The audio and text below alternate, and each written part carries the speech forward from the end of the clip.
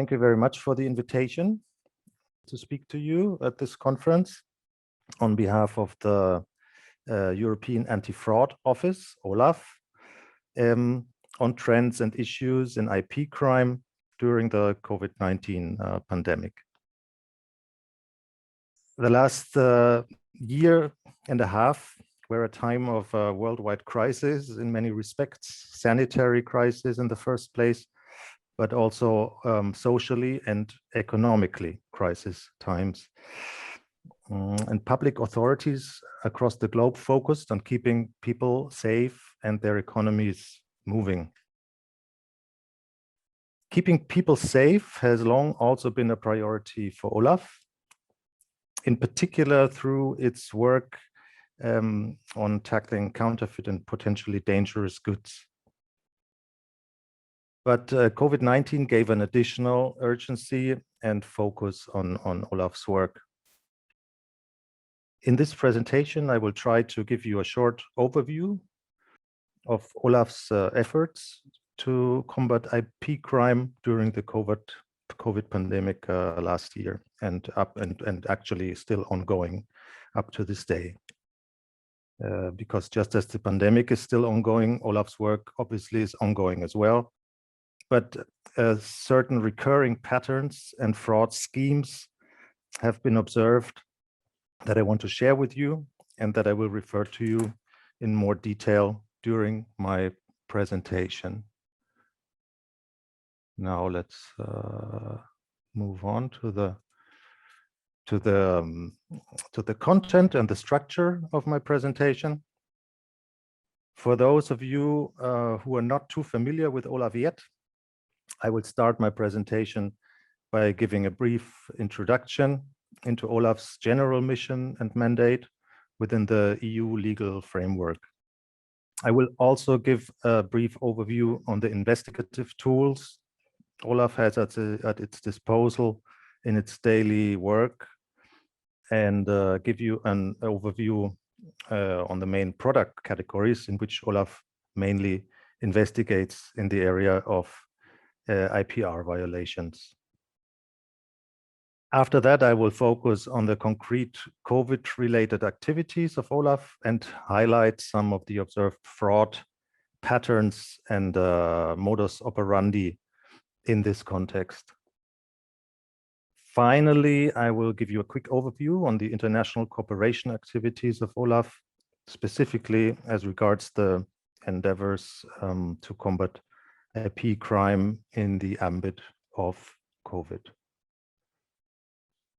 So let's start with a general mandate of OLAF, which is to detect, investigate, and stop fraud with EU funds. OLAF's general mandate is to detect, investigate, and stop fraud with EU funds, but OLAF has also the special mandate to fight against illicit trade and particularly against the infringement of intellectual property rights. Basis for this mandate is on one hand Regulation 515 from 1997, which deals with the mutual assistance between the administrative authorities of the member states and the cooperation between them and the Commission to ensure the correct application of the law in customs and agricultural matters. On the other hand, and specifically with regard to the infringement of intellectual property rights, we have Regulation 608 from 2013, which is a specific legislative instrument that concerns customs enforcement of intellectual property rights, including protected geographical indications. The conjunction of the two regulations forms the legal basis for OLAF's mandate with the fight against IPR infringement. And lately, there are strong endeavors, we will hear about that later on from Angelique, I believe, to even amplify OLAF's mandate in the fight against IPR infringement. The Commission has recently adopted an IP action plan on intellectual property, which proposes to implement specific IP policies with a particular objective of modernizing the framework in this field. And specifically as regards the aspect of a fight against counterfeiting and enforcement, the action plan strengthens OLAF's future role. Namely, it is foreseen that OLAF is not limited to preventing counterfeit goods to enter into the EU, but OLAF's mandate is considerably broadened by allowing it to act also to investigate in the future against the illicit production of counterfeit goods within the EU. OLAF's activities are basically twofold. On one hand, we have the scenario where OLAF either investigates itself or coordinates the investigations of other enforcement authorities of the member states. On the other hand, OLAF is also involved in various cooperation activities with national customs authorities, market surveillance authorities, and police authorities. OLAF frequently plays an active part, leads or contributes to joint customs operations or joint customs and police operations. I will talk about three specific joint customs operation later on.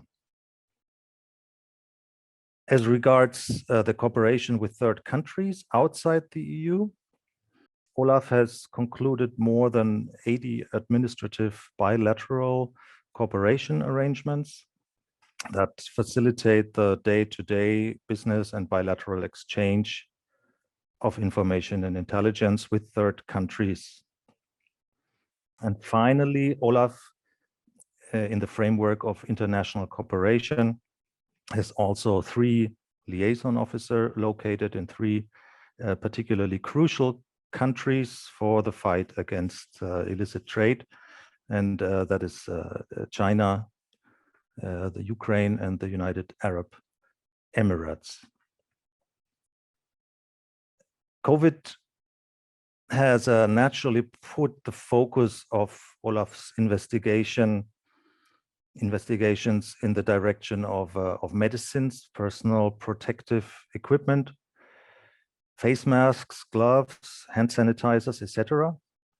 However, I want to highlight that the range of OLAF's investigations in the context of illicit counterfeit and substandard goods does not stop there, but covers a much broader range of products dangerous for the health or safety of the consumers or the environment. This range includes, for example, wines, whiskey, rum, other spirits, as well as adulterated and potentially harmful foodstuff. Also daily care products, such as, for example, shampoo or razor blades, manipulated children's toys or mechanical products, such as ball bearings, are frequently in the focus of OLAF's investigations. And increasingly, OLAF is also confronted with scenarios of fake products that do not only pose a threat to the customers or the consumers' health and safety, but also can cause severe damage for the environment. This concerns, for example, cases of fake or substandard pesticides or refrigerant gas. So in short, the range of investigations is wide. And if COVID has one positive aspect, it is that it highlighted the harm that substandard or fake products can do to consumers and the need to fight this threat vigorously. Just to complete the picture on OLAF's investigations, I have grouped in this slide the tools OLAF has at its disposal when conducting its investigations. So OLAF can take statements, inspect premises, do on-the-spot checks, and take samples. OLAF can also conduct investigative and fact-finding missions, not only to the countries within the EU, but also to third countries.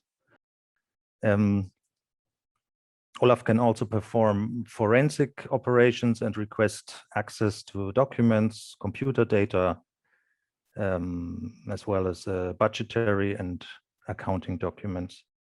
And with this general background on OLAF's mission, let's now move on to the concrete actions in light of COVID.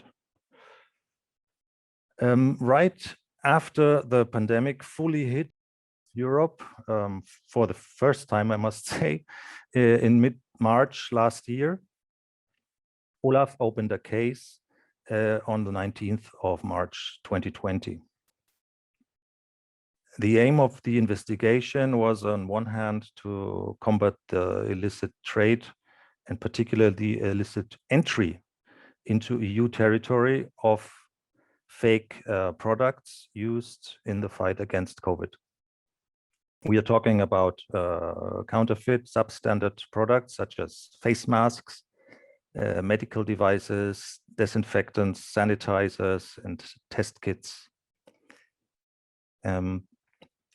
Naturally, the first partner of OLAF when it comes to preventing fraudulent goods to enter the EU are the authorities located at the point of entry, namely the customs authorities. On the other hand, preventing the entry of substandard or fake products is only one side of the coin and doesn't solve the problem on a general scale. For this, it is necessary not only to prevent the products from entering the EU, but also to trace those goods back to their origin. In other words, it is necessary to tackle the problem at its roots and to gather information that allows to find the places of illegal production and to dismantle those illegal manufacturing factories and the structures behind. With this in mind, from the very beginning of the pandemic, OLAF started collecting intelligence and information at all times in close contact with the competent authorities in the member states and in third countries. In practical terms, OLAF's work consisted in the exchange and the sharing of intelligence on shipments and of suspicious goods in real time with the relevant authorities by using its anti-fraud information system tool. Due to the special circumstances of a global pandemic, OLAF not only shared intelligence in real time with the member states, but also with third countries, such as, for example, Australia, the USA, or Russia. Another key feature of OLAF's work in the efficient fight against IP crime is the close cooperation and exchange of information with right holders.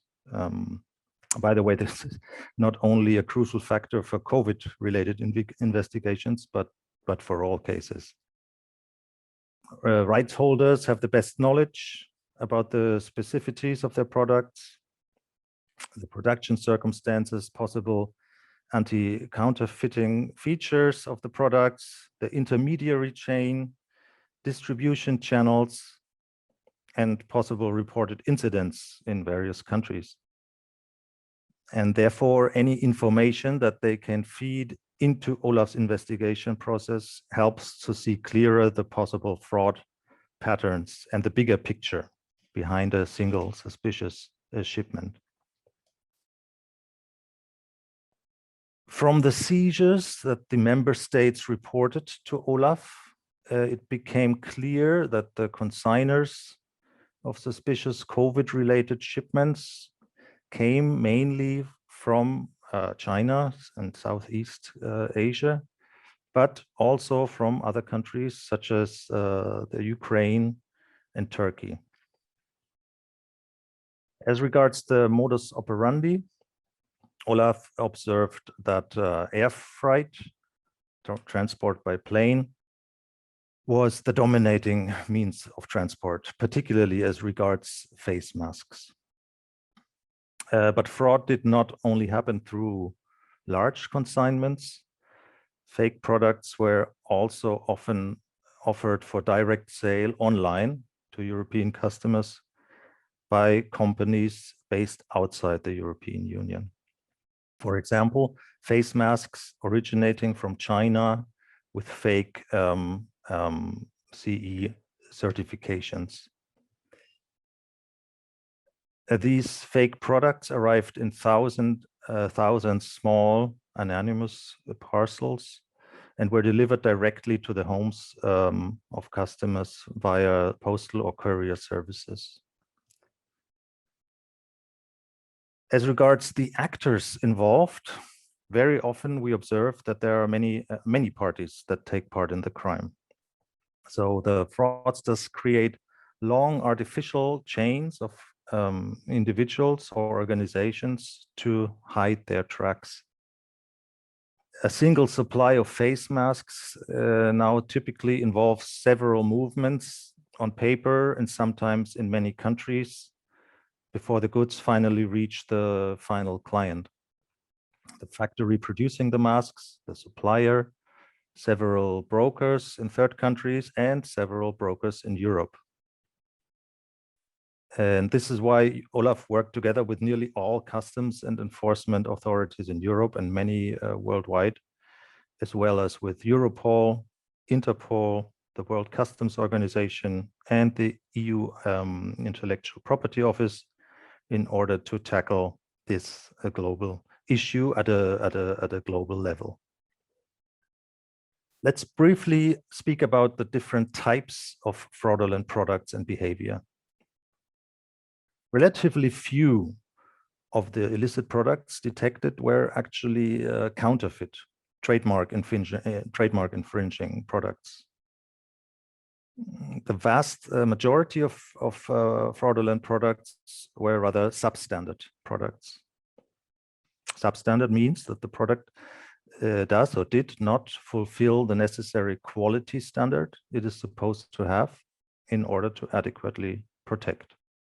When you think, for example, of face masks, many of the products identified did not have the filtration efficiency that they were supposed to have.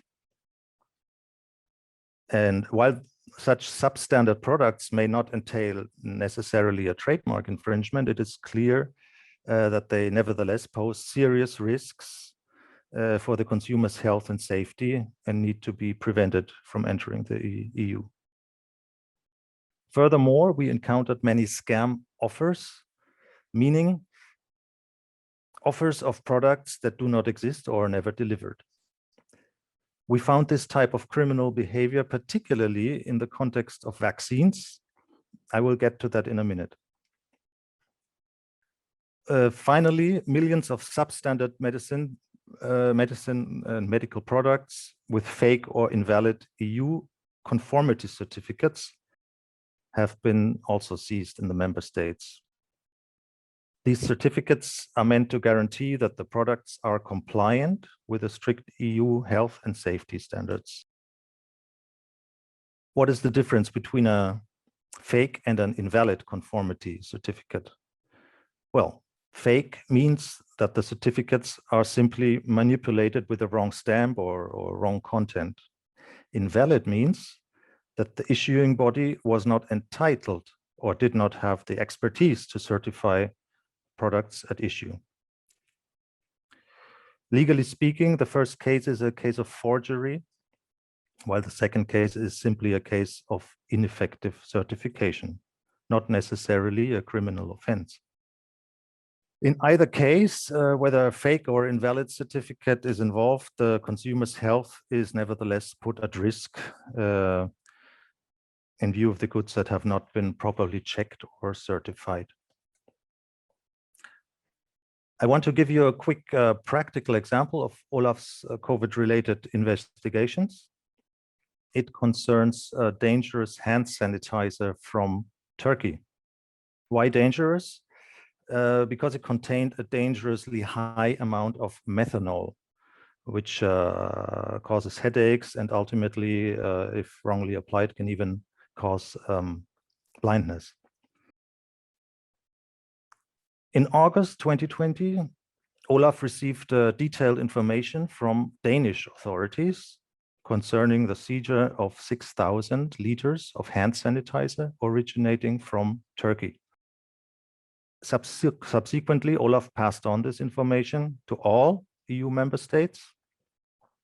A month later, OLAF spotted a suspicious shipment to Ireland and alerted Irish custom authorities. The Irish authorities promptly intercepted the suspicious cargo in the port of Dublin, and several samples were analyzed by an Irish laboratory, and they confirmed unacceptably high levels of methanol. Through subsequent investigations with a freight forwarder, Irish authorities also discovered, detained, and analyzed older consignments of the hand sanitizer. These consignments were being kept in storage and were to be distributed to schools and other public institutions across Ireland. OLAF investigations discovered several companies in different EU member states that ordered hand sanitizers from the same Turkish manufacturer and immediately warned the competent national authorities to be on the lookout for those consignments. In fact, the manufacturer in question operated under several names and also manufactured on behalf of others. But OLAF managed to identify and link those companies to each other. So eventually, OLAF's pan-European investigation led to the seizure of 140,000 liters of dangerous hand sanitizer. Quite a nice success. The results of OLAF investigations are very positive. More than 52 million units of substandard and fake products have been seized or detained up to this day. And in particular, several millions of face masks, the hand sanitizer previously mentioned, as well as test kits, antiseptic disinfectants, and so on.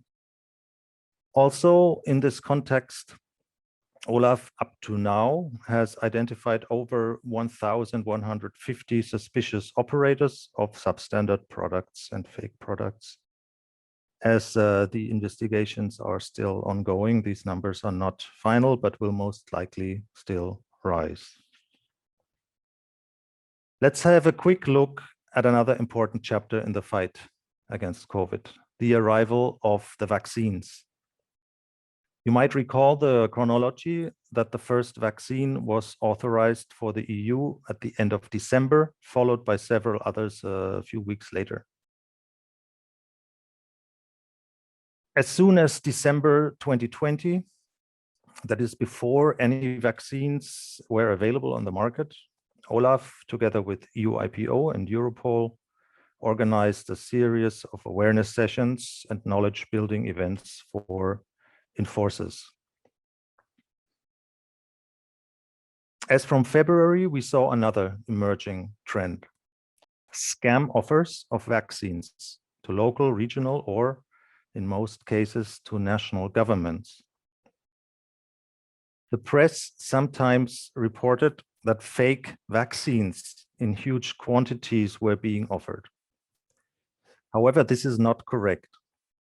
It's important to clarify that we are talking about scam offers of vaccines, not about fake or counterfeit vaccines.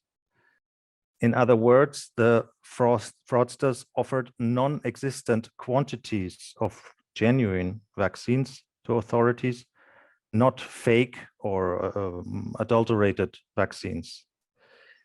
And no major cases of counterfeit vaccines have come to OLAF's attention until now.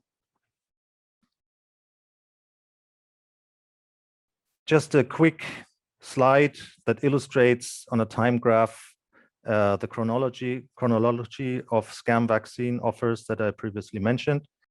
You see in graph A the evolution of the doses offered. On the 1st of February, there were scam offers on the market covering around 200 million doses of vaccine. And by mid-February, there's a steep rise in a couple of weeks to 1 billion doses, up to almost 1.2 billion at the end of April. Likewise, you have the same development with the prices that were being asked for these vaccines that rise up from roughly 1 billion euros up to 16 billion euros. On this slide, we see that the scam offers were overwhelmingly directed at authorities at national level, 79%, almost 4 out of 5 scam offers. The usual modus operandi in terms of communication was an approach by informal email, sometimes also corroborated by a phone call. Only 2% of the scam vaccine offers came via conventional physical letter, a result that is not very surprising in 2021 and in the 21st century. Very quickly, I have put together on a slide the main partners of OLAF in the COVID fight. Specifically with Europol and the World Customs Organization, OLAF was involved and engaged in specific operations during the pandemic.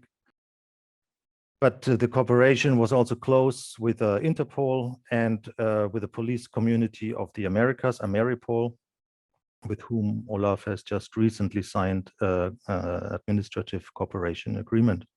And of course, also the EU IPO was and continues to be a very close ally for OLAF in the fight against IP crime, not only in COVID times. And of course, what needs to be mentioned here as well is that OLAF has put in place over 80 bilateral administrative cooperation agreements with different partner authorities in non-EU countries to facilitate the exchange of information and the practical day-to-day cooperation. And with this, I'm almost done. I have put together in terms of cooperation the 3 main joint customs operations that had to do with COVID in the last year. You have Operation Stop. I believe that you were already informed on this operation yesterday, which was a joint customs operation coordinated by the World Customs Organization. Currently, the sequel of this operation is running, Stop 2.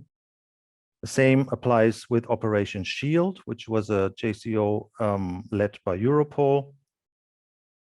OLAF's role was the coordination of targeted action, and more specifically, OLAF coordinated the operations of the authorities in the 13 member states that took part in the action. Here again, Shield 2, a new operation has just been launched.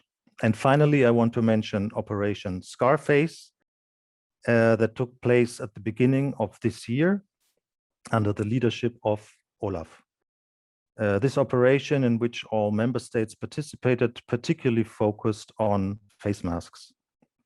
Aim of the operation was, on one hand, to map the routes the criminals choose for the fake goods, and to also map the respective controls carried out on one hand, and on the other hand, the aim was the exchange of information between the entry point in the EU and the final destination. The operational phase is now over and currently still in internal review phase, but a preliminary overview on the outcomes looks very promising, and OLAF will be in contact with the member states in the coming period with the results. So this was a very short overview on OLAF's COVID-related activities during the last 1.5 years. Pandemic is not over yet, and neither are OLAF's COVID-related activities. If one thing is clear when it comes to IP crime and COVID, it is that criminals adapted their fraud schemes rapidly and with utmost agility to the ever-changing circumstances. And if another thing is equally clear, it is the international dimension of organized IP crime and the complexity of fraud schemes put in place. The key to success in this battle is close cooperation and exchange across the world between all the stakeholders involved: customs, police, market surveillance authorities, international organizations and authorities, intermediaries, manufacturers, and right holders. And only if all of them work hand in hand in monitoring the developments and exchanging information and intelligence, we will be able to keep pace with the fraudsters and to combat the threat of IP crime successfully in the years to come. And that is the end of my presentation. Thank you very much for your attention.